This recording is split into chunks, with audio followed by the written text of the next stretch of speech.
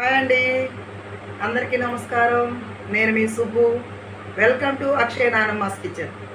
ఈరోజు చింత చిగురు మెత్తళ్ళండి. వెండి చేపలు, అలాగే వెండి రొయ్యలు, అలాగే మెత్తళ్ళు అంటామండి. ఇదిగోండి చింత చిగురు నేను 1/2 కేజీ తీసుకున్నాను. కేజీ 700 అంటండి. ఇది మేము చిన్నపిల్లలప్పుడైతే చక్కగా చెట్లకు కోసుకొచ్చుకునేవాళ్ళం. ఇప్పుడైతే కొనుక్కొచ్చుకోవడమేనండి. ఇదిగో చూడండి, 1/2 కేజీ తీసుకున్నాను. దానిలోకి వెండి మెత్తళ్ళండి 150 గ్రాములు తీసుకున్నాను. చూడండి, ఇగోండి చిన్న చిన్న చేపలు అనమాట. ఎండి చేపలు, ఎండిపోయిన చేపలు, వీటిని మెత్తళ్ళు అంటారు. ఇందులోనండి ఇసుక ఉన్నవి కూడా ఉంటాయి, చూసి తెచ్చుకోవాలి. ఇందులో ఇసుక లేదనమాట.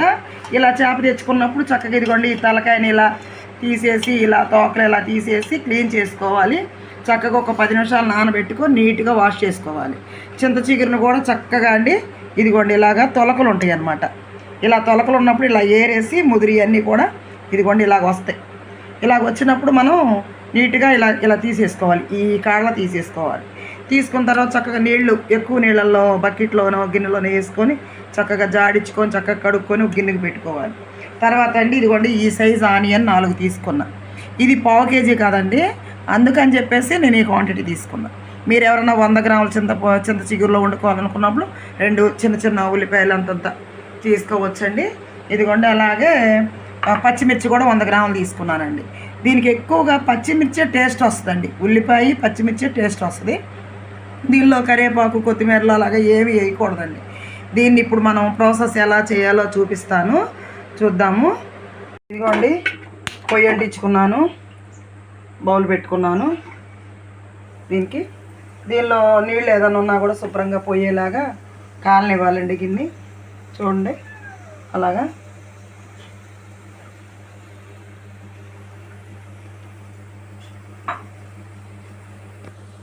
ఇప్పుడు దీనికి అండి నూనె ఎక్కువ పట్టుద్దండి. 1/2 కిలో చింత చిగురు తీసుకున్నాను కాబట్టి దగ్గర 200 గ్రాములు 150 గ్రాములు నూనె పట్టుద్ది. ఇదిగోండి నేనైతే గిద్ద గ్లాస్తో పోస్తున్నాను. ఇదిగో చూడండి, గిద్దన్నర నూనె పోసాను.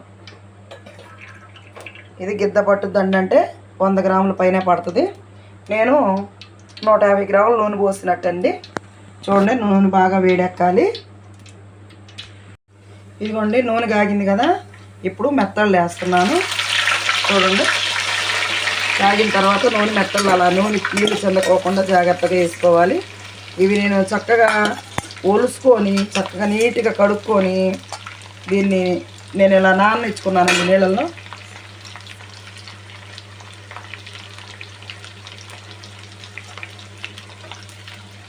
ఇలా వీటిని చక్కగా వేయించుకోవాలండి. చూడండి వేగనివ్వాలి, లేకపోతే నీసు వాసన కూర తినలేము, రుచి ఉండదు.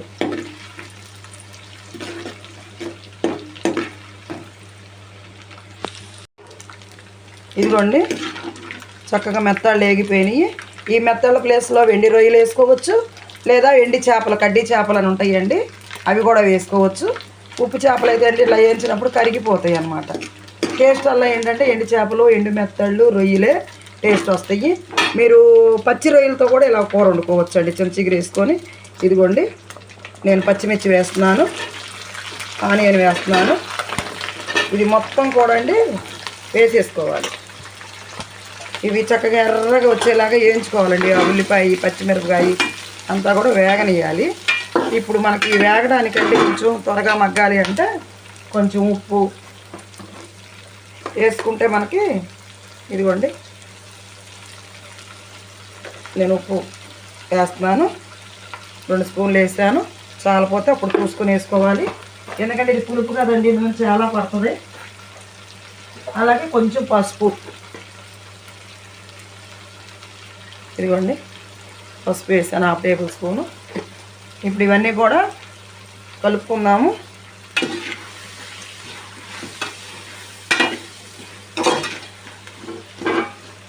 ఉల్లిపాయ ఎక్కువ ఉండాలండి, ఉల్లిపాయ పచ్చిమిర్చి ఎక్కువ ఉండాలి. కారం వేయాలి కానీ తక్కువ వేసుకోవాలి. కారం ఏదో కలరింగ్ కోసం అన్నట్టు కొంచెం వేయాలి తప్ప దీనికి టేస్ట్ అంతా కూడా పచ్చిమిర్చి ఉల్లిపాయలోనే వస్తుందండి. ఇదిగోండి ఇప్పుడు మనం తిప్పుకున్నాం కదా, కొంచెంసేపు మూత పెట్టుకొని ఉల్లిపాయ పచ్చిమిరకాయ అంతా మగ్గనిద్దాము. ఉల్లిపాయ అంతా పచ్చి ఉల్లిపాయ మగ్గిపోయిన తర్వాత మనం కొంచెం కారం వేసుకుందాము. కారం కూడా ఎక్కువ వేసుకోకూడదండి, కొంచెమే వేసుకోవాలి. ఎందుకంటే మనకి ఆల్రెడీ పచ్చిమిర్చి చాలా వేసాము. ఇప్పుడు మనం ఎక్కువ వేసుకుంటే మళ్ళీ మంట ఎక్కువ అవుతుంది.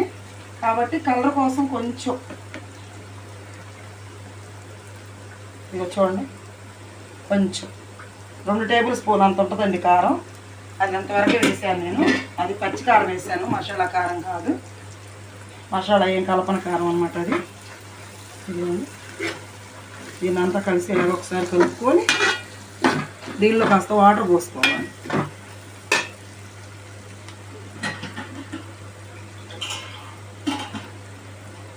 ఇక చూడండి, నేనైతే 1/2 లీటర్కి తక్కువగా వాటర్ పోసాను.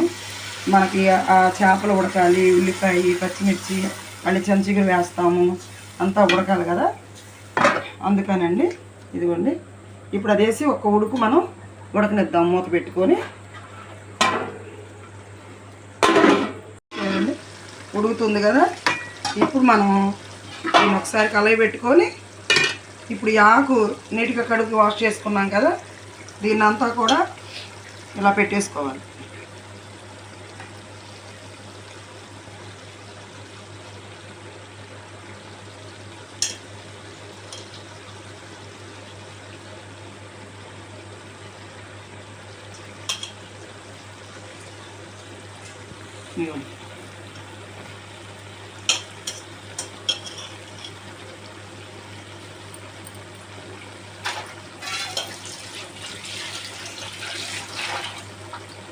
ఇలా పెట్టేసుకొని మనం ఒకసారి దీన్ని ఇలా వేసుకొని ఏం చేయాలంటే,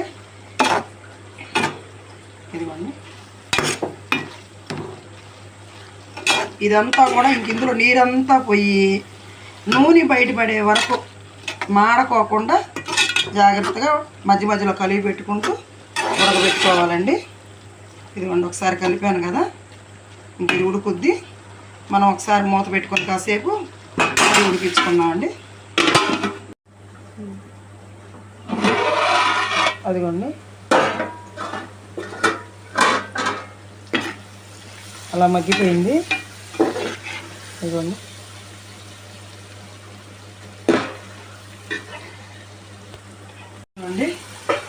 నూనె బయటపడుతుంది చూడండి.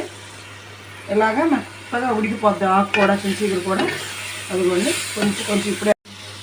ఇదిగోండి, దీన్ని అంతా కూడా అడుగు మాడనీయకుండా కొంచెం అడుగు అంటుతూ ఉంటుంది అనమాట, తిప్పుకుంటూ ఉండాలి. ఇంక ఇగో ఈ కాస్త నీరు కూడా పోవాలన్నమాట. పూర్తిగా నూనె బయటపెట్టుకోవాలి, ఇంకా నూనెలోనే కూర ఉందా అన్నట్టుగా ఉండాలన్నమాట. కూసేపు ఇంకా మొత్తం ఉడికిపోయింది కాబట్టి మూత తీసే దీన్ని ఇలా ఉడకనియాలి. అప్పుడు ఇందులో ఉన్న కొంచెం నీరు ఆవిరంతా కూడా పోయిద్ది. చూడండి,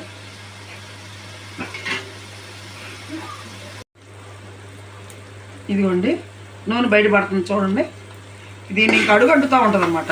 మనం ఏంటి సిమ్లో కాస్త సెగ తగ్గించుకొని మీడియం టు లోలో పెట్టుకుంటూ దీన్ని కంటిన్యూస్గా ఇలా తిప్పుతూ ఉండాలి.